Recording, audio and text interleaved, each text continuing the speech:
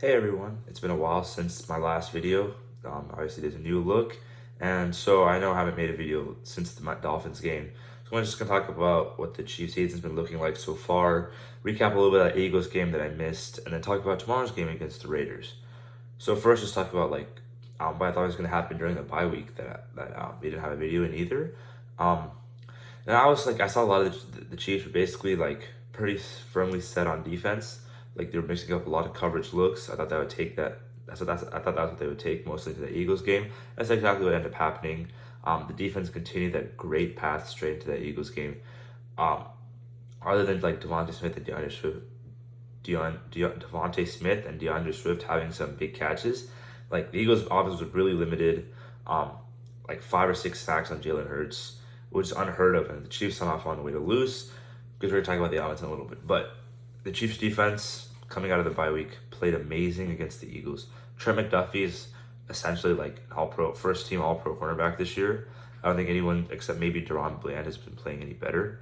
Um, and just the whole defense is coming together really well on the defensive line. Chris Jones had a big game, 2 sacks. They contained the rush really well for the most part. They did give up a long DeAndre Swift run, but other than that, it was mostly just like, some quick like 5 yard runs, put them behind the sticks because they're down.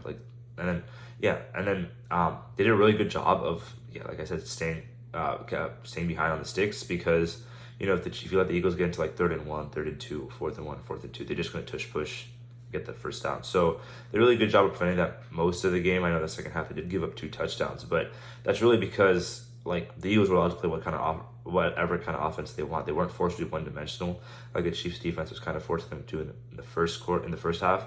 Because the Chiefs put up points in the first half. In the second half, they just didn't, and the Eagles could play their brand of football. You're not going to be able to hold a good team like the Eagles to only like 1 touchdown total. So it's just something that the Chiefs offense really needs to figure out how to play more complementary football because right now the Chiefs defense is the one saving them basically. I think everyone who watched the Eagles game can tell you the Chiefs offense has been pretty bad this season while the Chiefs defense has been amazing. So it's really basically unheard of in the Patrick Mahomes era for the Chiefs, but we just need to see a lot more improvement from the Chiefs offense, which bringing me to the offense in the bye week. I was expecting to see a lot of Andy Reid, like new wrinkles added in, formations, shifts, new plays being called, new kind of sets they're in, and you did see a lot of that in the Eagles game. Specifically, like early on, you saw that 2 tight-end motion with Noah Gray and Travis Kelce. They would both motion same exact time, go into a run or a pass, usually like a play action pass. That worked really well because that shifted the blockers and allowed the rush lanes to open up. And that's something the Chiefs offense did really well against the Eagles. Run the ball against a team that really that plays the run really well. So that is one positive from that game. If they had to, they can lean on the run game. They kind of went away from it in the second half. I'm not really sure why. So the game script kind of got out of hand. Like Mahomes had to pass the ball eventually, but Chiefs offense could have ran the ball a lot more in the first half and really didn't. So in the second half, and they really didn't. They ran amazing in the first half. If that's an indication of how the Chiefs can play against good rush defenses, you have some margin of error to figure out the wide receiver room because that wide receiver room has been horrendous. And quickly, just talking about the injuries this week, Kadarius Toney was randomly added to the injury list report today after participating in full the whole week, and then he was declared out for the game. Mecole Hardman, I think tore a ligament in his hand, like I think his pinky or thumb, and now he's on IR. Probably will miss like the 4 games plus a little bit more. We'll see how that goes. And then obviously Jet McKinnon is out for this game. So there's some like offensive players that play a role on this team. I want to say a pretty significant role because Kadarius Toney and Mecole Hardman aren't getting as much snaps. And Jet McKinnon is a great third down back, but he's not the Pacheco kind of player that you're kind of missing there. But so the Chiefs are gonna have to rely on. They have 2 healthy receivers out. They have 2 receivers out and only like 4 or 5 healthy ones. Obviously, Justin Ross is still on that commissioner's exempt list. He can't play. So they're elevated Montreal Washington and Michael Pirine for this game.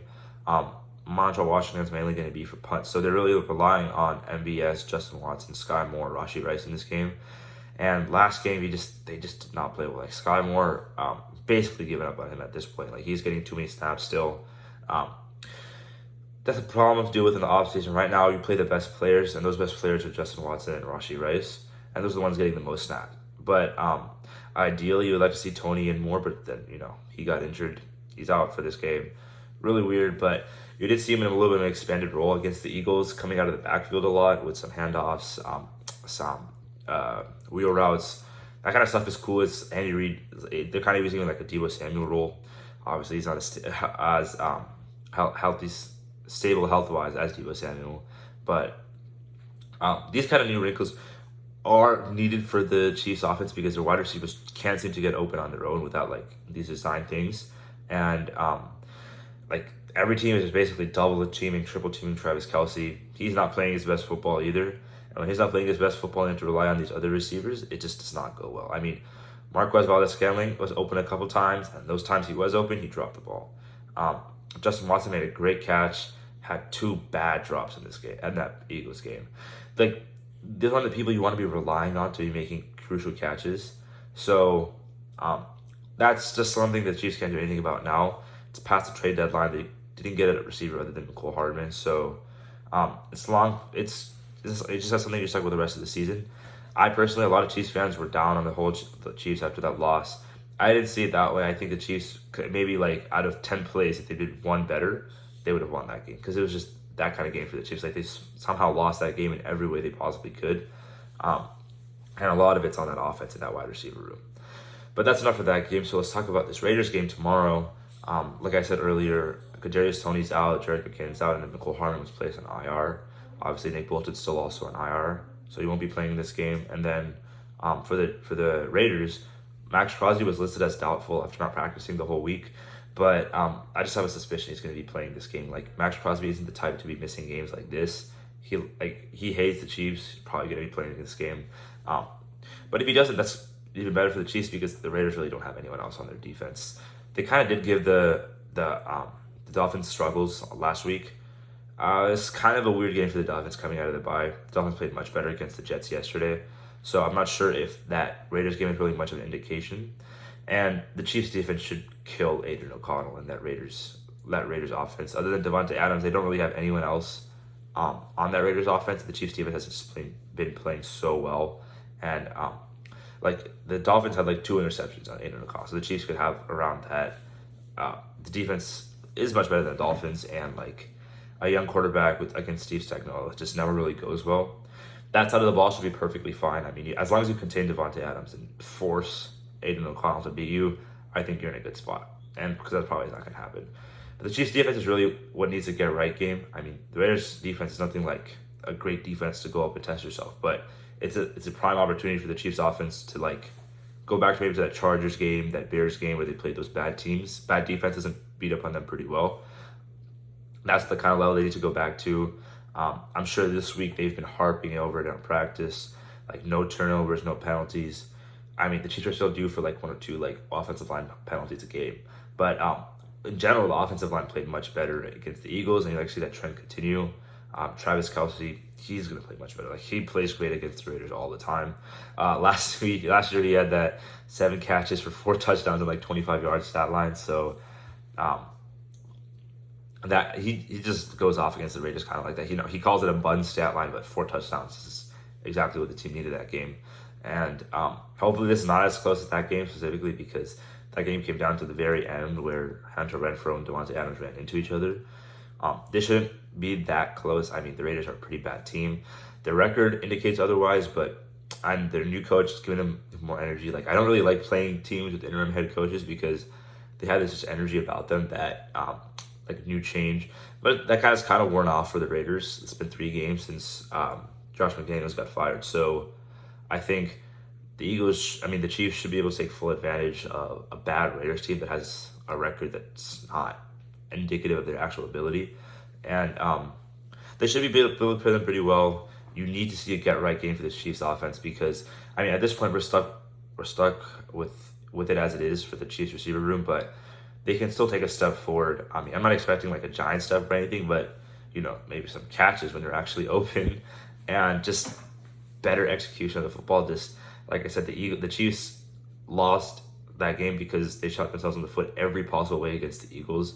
If Mahomes didn't throw that interception, if Travis Kelce didn't fumble that touchdown, if like MVS didn't drop that ball, if Justin Watson didn't drop that ball, if any one of those things happened, the other three happened, the Chiefs probably still win that game. And we're not talking about we're talking about an offense that's looking a little bit better after the bye with still some struggles. Now we're just fully talking about an offense that struggles. So you need to see a better game from the Chiefs offense. Chiefs defense just need to continue its thing. This shouldn't be a particularly close game. And what's good about the Chiefs schedule the rest of the way is that they're very much in control for the first seed. If they win out, they're going to get the first seed because they have a better in-conference record than the Ravens and Dolphins. If every team wins out. If they do lose one, you need the Ravens to also lose one, but the Ravens have a pretty tough schedule coming up, and so do the Dolphins.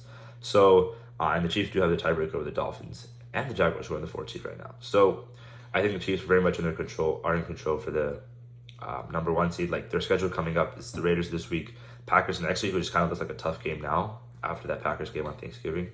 But yeah, so the Raiders twice, the Packers, the Patriots, the Bengals now without Joe Burrow. The Bills is kind of a tough game. That's probably the only one I'm really worried about. And yeah, that's basically it for the rest of their schedule. So hopefully we see you tomorrow after another Chiefs win. And they move to 8-3 on the season. Thank you guys.